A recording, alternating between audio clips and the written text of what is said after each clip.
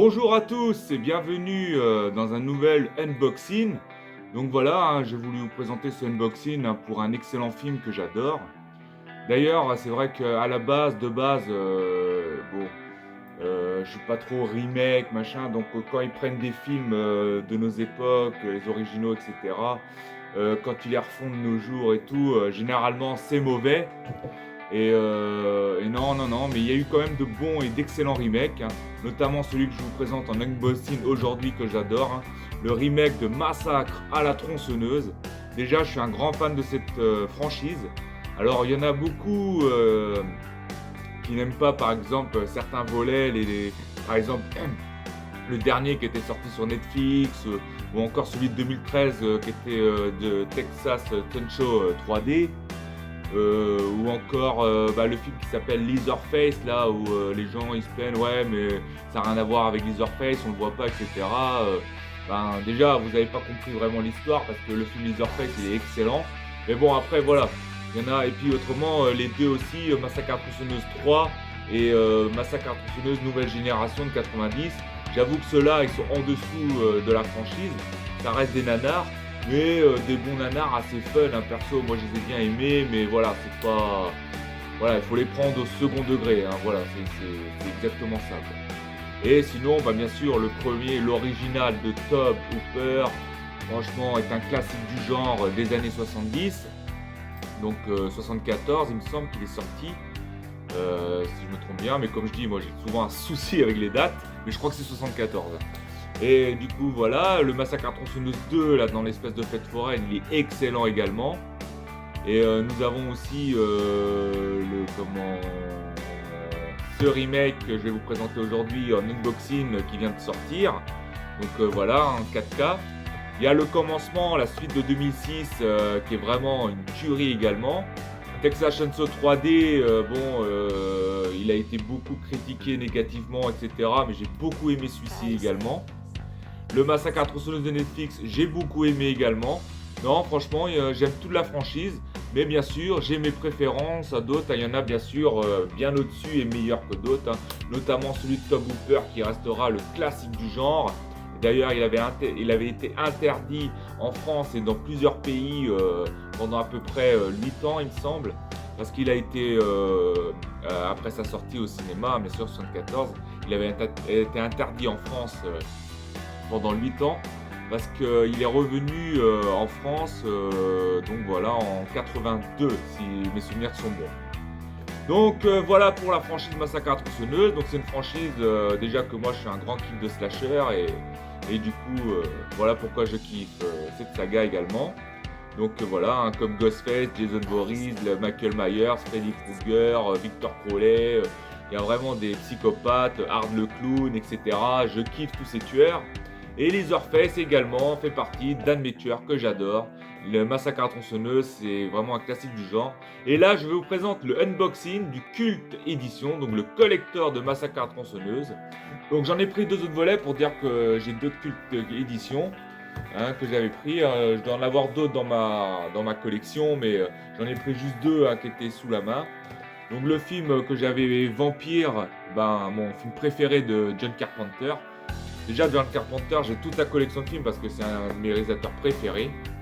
Donc voilà, donc le Cult Edition de Vampire. Mais je vous l'avais présenté sur ma chaîne, donc pour ceux qui ne l'ont pas vu, le Cult Edition de Vampire, je vous l'avais présenté sur ma chaîne. Par contre, celui-ci, je vous l'avais pas présenté sur ma chaîne. Mais voilà, un autre Cult Edition que j'adore, un autre remake également que j'adore. Il s'agit du Halloween de Rob Zombie que je kiffe énormément. Franchement, il a assuré Rob Zombie, il a donné tous les moyens qu'il avait pour ce remake. Et là, ça va être Massacre à la tronçonneuse de Marcus Nispel. Donc avant de vous présenter, je tiens à vous dire que, comme je vous l'ai dit tout à l'heure, les remakes, franchement, les derniers bons remakes que j'ai vus sont dans les années 2000. C'est-à-dire, même il y a eu des remakes dans les années 90, ceux-là ils sont bons, années 80 ils sont bons également, si je repense à La Mouche, Scarface, etc. Années 90 comme True Lies, et puis d'autres films, bon, je ne sais pas tout en tête. Et voilà, il y a d'autres films. Et dans les années 2000, je pense à Massacre à la tronçonneuse, le Halloween de Rob Zombie, ou encore La colline à des yeux d'Alexandre Aja, même le vendredi 13 de Marcus Nispel également. j'ai bien kiffé également. Donc voilà pour ça, donc voilà les années 2000. C'est-à-dire que tous les remakes que j'ai vus à partir des années, à partir on va dire allez, à peu près en environ des années 2015 à aujourd'hui, franchement ils sont tous mauvais ou m'ont pas vraiment emballé, hein, franchement. Et pourtant je les ai quasiment tous vus, hein, les remakes des originaux, j'ai aimé. Donc des fois, je parle pour les remakes des années 2015 à aujourd'hui. Des fois, il vaut mieux rester et avoir une bonne vision sur les originaux que regarder les films des années 2015 à aujourd'hui, les remakes qu'ils ont fait ou reboot hein, aussi. Hein. Je pense au reboot de Chucky, qui est pas terrible. Je préfère encore l'ancienne poupée de Chucky parce que là, ils ont refait la poupée avec le reboot Chucky. La poupée, non, elle fait plus gentille la poupée qu'ils ont fait dans le nouveau film qu'ils avaient fait là, le reboot. Non, l'autre Chucky faisait plus cruel, plus hargneux, et puis bien sûr, hein, on peut pas changer un tueur. Hein, le tueur tel qu'on le connaît restera tel qu'on le connaît. Ils peuvent pas changer son apparence. Ou alors, ils font une autre licence de film avec un nouveau tueur. Dans ce cas, là, je suis ok. Donc voilà, donc maintenant, on va parler du Cult Edition Collector de Massacre à la tronçonneuse de chez ESC Édition. Donc voilà. Donc là déjà voilà le boîtier hein, comme les autres hein, bien rigide hein, franchement. Et ici vous avez l'arrière, donc l'arrière du film, l'arrière du film, l'arrière du boîtier du film, voilà. Alors du coup maintenant on va le défaire. Bon c'est toujours un peu chiant, on est obligé de secouer un petit peu pour le faire descendre parce que c'est tellement rigide et tellement compacté dedans que pour sortir l'intérieur c'est un peu chaud parce qu'en plus il y a le livret et tout. Donc dans le Cult Edition, légitimement il y a le Digibook. Bon, quand est-ce que je vais réussir à sortir? Voilà, ah ouais, il faut bien secouer, hein. Comme un orangina. Voilà. Bah voilà ce que je disais, hein, comme un digibook. Donc là on a le petit livret hein, qui va avec. Donc voilà le petit livret avec Leatherface en gros plan. Et ce que j'aime bien dans les remakes avec ces nouveaux tueurs comme Leatherface, Michael Myers dans le Halloween Rob Zombie et tout, comme ils ont vu les choses en grand et je dirais même en géant, et ben les tueurs ils sont encore plus géants que les originaux, hein, mais ils sont encore plus monstrueux, c'est un truc de malade, hein, comme ils ont vu de grand quoi. Donc voilà, donc je m'approche hein, pour que vous voyez un petit peu. Hein. Donc là voilà, Leatherface. Donc voilà. Donc je découvre en même temps que vous. Hein. En fait, j'avais enlevé le plastique, hein, je l'avais enlevé dès que je l'avais reçu. Mais en fait, je le découvre en même temps que vous. Hein. Donc voilà, je vais pas tourner toutes les pages, mais voilà, ça vous explique tout hein, sur le film. Donc voilà. Et en plus, les Cult Edition, le truc, non seulement il y a le Digibook, mais en plus, c'est bombardé de bonus auxquels on en sait beaucoup plus sur le film, et ce qui est génial. Donc là, il n'y a plus rien, hein, mais vous voyez, hein, c'est très résistant. Je préfère ces boîtiers fourreau carton comme ça, bien rigides, que les supports un peu cartonnés, parce qu'avec le temps, ça se déchire. Hein. Je vois, j'en ai certains, ça m'embête, hein, ils sont un peu déchirés les cartons, mais ouais, mais avec le temps, ça vieillit. Que cela, au moins, c'est résistant. Ça c'est du bon, de la bonne matière quoi. Et ça j'aime bien quoi. Donc maintenant on va passer à l'ouverture, voilà pour voir les supports. Donc là c'est comme ceci que ça se présente. Donc voilà, avant d'ouvrir pour regarder les supports, voilà hop. Donc comme d'hab je vais laisser pour l'instant angle film, mais bon comme d'hab des photos collector du film. Donc voilà, quelques photos collector du film. Donc voilà, je vais pas enlever hein, pour vous les montrer, mais et en plus voilà, vous avez le premier truc à évidence hein, avec comme ils font à la morgue là avec les écriteaux là, les trucs qu'ils ont là. Donc voilà, et sinon, le mini poster qui va avec, on va le défaire tout ça, on va vous montrer hein, le poster. Ah là là là là, on va essayer de pas le déchirer, voilà.